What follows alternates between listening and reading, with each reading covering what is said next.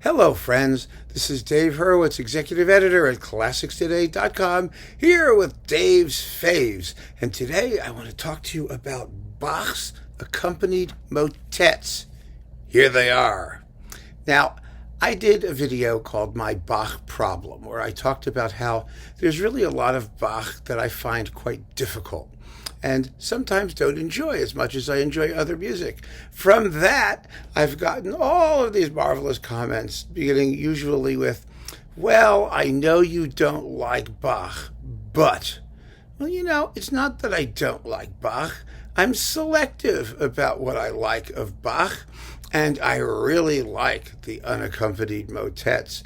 These are fabulous choral masterpieces, and you know what the best thing about them is? They're short, relatively speaking. You don't wind up spending 3 hours, listening to music droning on about death and suffering and sin and punishment and, all of the usual stuff that Bach's vocal music concerns itself with.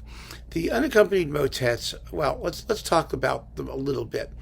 They're not unaccompanied, first of all. They're called the unaccompanied motets. Originally they were anyway. Now people just call them the motets.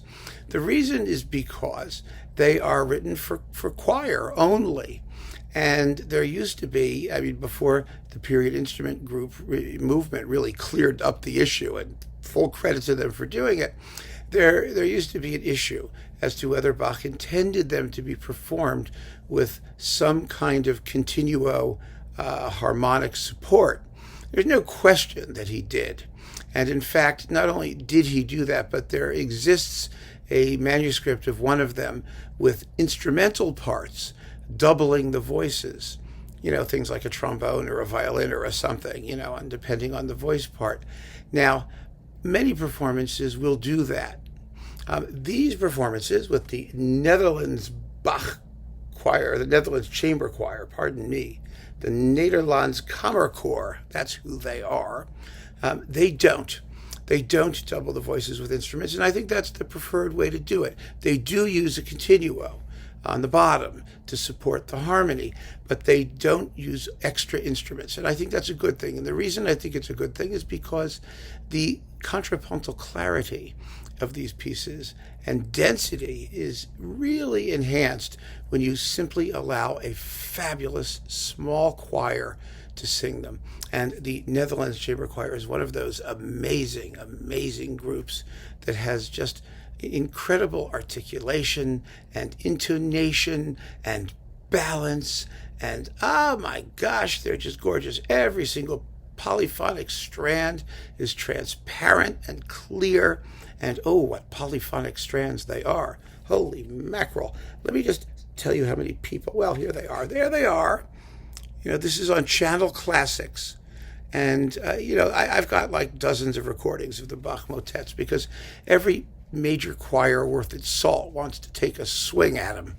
Because they're just wonderful. They're wonderful to sing and glorious to listen to. And here we are. The choir has, let's see, including, the conductor here is Peter Dijkstra, who also sings bass in the Netherlands Chamber Choir. So there you go.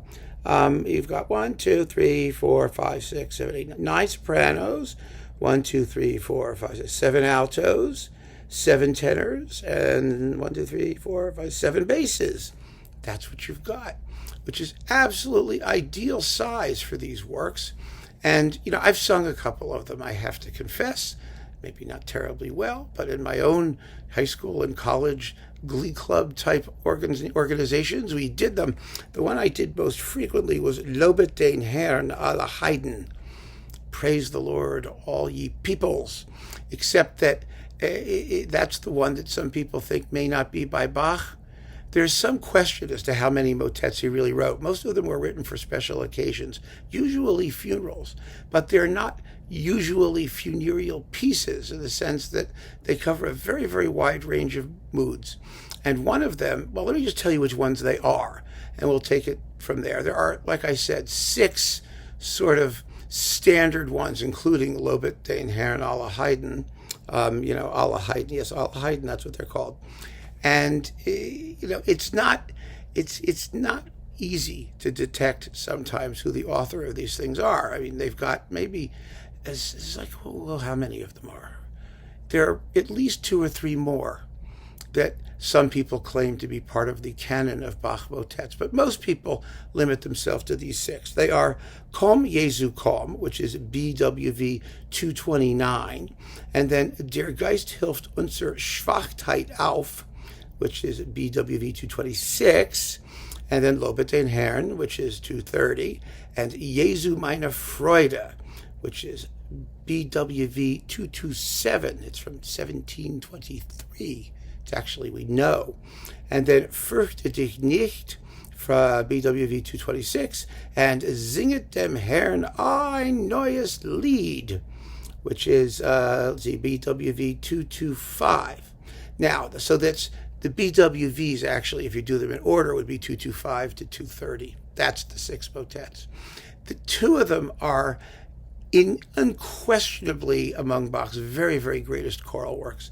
Those are Jesu meine Freude, Jesus my joy, which is just one of the most sophisticated and gorgeous things he ever wrote. It's in 11 sections that are sort of symmetrically arranged and around a central fugue thing, and there's a chorale business that alternates with, it's sort of like the Goldberg variations. In other words, it's just incredibly carefully structured, but the music is exquisitely beautiful and sensitive to the text. And the texts are mostly either psalm settings, or if you're dealing with Jesu, then you've got to go somewhere else than the Psalms, or New Testament texts. They're not like horrifying cantata poems about, sin and misery for the most part, which is like, thank goodness. And then the other unbelievably great one is Singet den Herrn, was it? Singet dem Herrn ein neues Lied. Sing unto the Lord a new song, which is how we mostly know that particular text. And, that one is for 8-part choir in sort of antiphonal arrangement, and, 2 4-part choruses. And there's another one, Der Geist hilft unser Schwachheit auf. The Spirit supports us in our weakness. That's sort of what that means. That's another one that has 8 parts. Jesu meine Freude, I think, is 5. It's an exceptional variety of choral textures, and that's just great stuff. Absolutely great stuff. And everybody has their own favorite version. They have been extremely well served on records, which is just a wonderful thing. You can practically get any version you want, and you're going to have a decent performance. But I like this one because, as I said, I love the choral forces involved, the size of the forces. I love the approach to performance, which is entirely text-based. In other words, they're not like lickety-split, fast and crazy. They actually savor the words and pay attention to how the music and the words and the text support each other. And the sonics are glorious. Channel Classics makes fabulous sounding records, and this is definitely one of them. And they have just amazing Bach recordings generally. It's really a wonderful label for Bach. So if you're looking for the Bach motets, and I have no idea why you wouldn't be, because they're so wonderful, and you can spend anywhere from 20 minutes to 6 minutes and 18 seconds listening to them. You've got a lovely variety of short, great Bach choral works. Really some of his best stuff. And, you should have them. You should listen to them. You should savor them. You'll enjoy them. I guarantee it. They are absolutely lovely and striking. And I just can't recommend them highly enough. Even me, even someone with a Bach problem, such as I have, I really get into the motets. So keep on listening, friends. Thank you so much for joining me. Take care.